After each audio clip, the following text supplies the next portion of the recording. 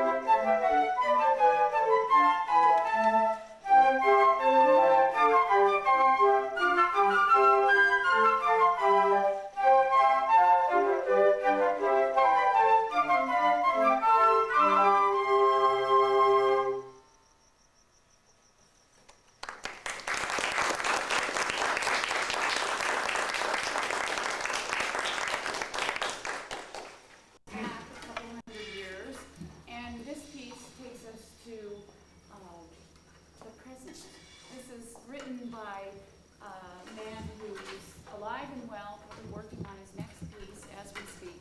His wife is a flutist. He's at the National Flute Association convention every summer with his latest creations. And this one, as you can see, was for a new millennium. So it's a little outdated, but not much. And it has some of the interesting things in the music harmonically, as well as in other areas that the 20th century has given us. So you'll hear a few little surprises in this. And some beautiful tones, some beautiful colors created through the harmonies used in the 20th century style. And we hope you enjoy it. We've had a good time putting this one together. It's been kind of full of surprises for us and a wonderful journey. And so we hope you like it.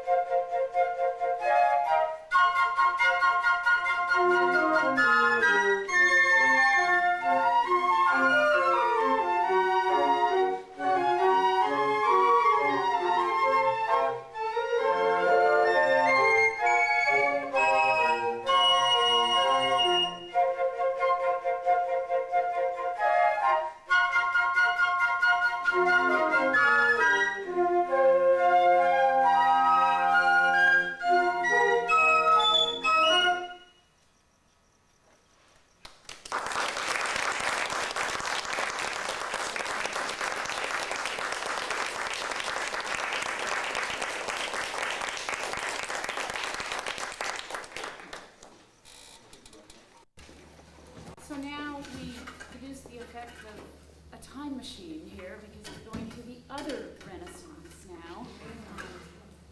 So back a few hundred years, 1400 to 1600 in that time, and two pieces by at least one of them, a very famous Renaissance composer, William Byrd, wrote a lot of stuff for lute. And it's just nice to know that that Renaissance and the new Renaissance are both equally wonderful, at least to us. So we hope you enjoy these next two that we've paired up as a little Renaissance duo.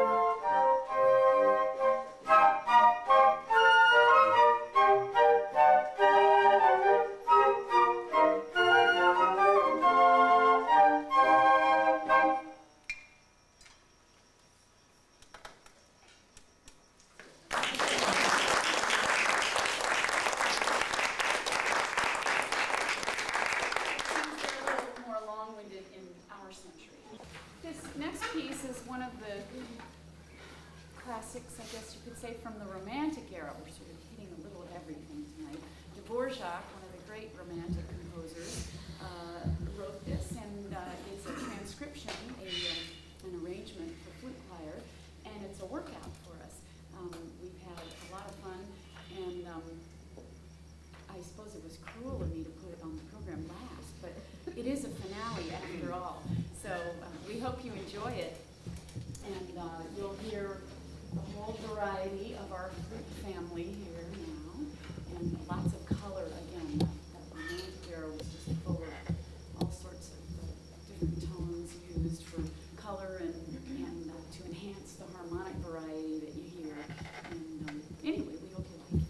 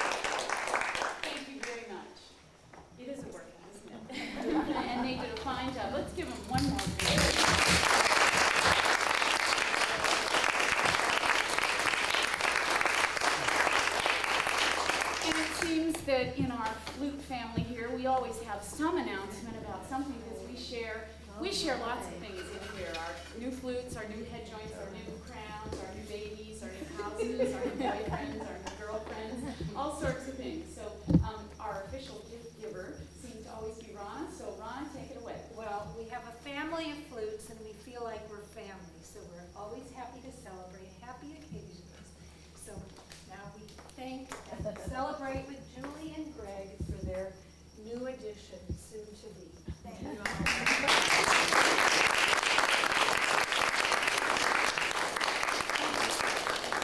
You have no idea how hard it is to breathe when you're as far along as Julie. Anybody who's ever played the flute and been in her shape knows. And not only is it tough to breathe, but she took on the alto this quarter too. So go figure.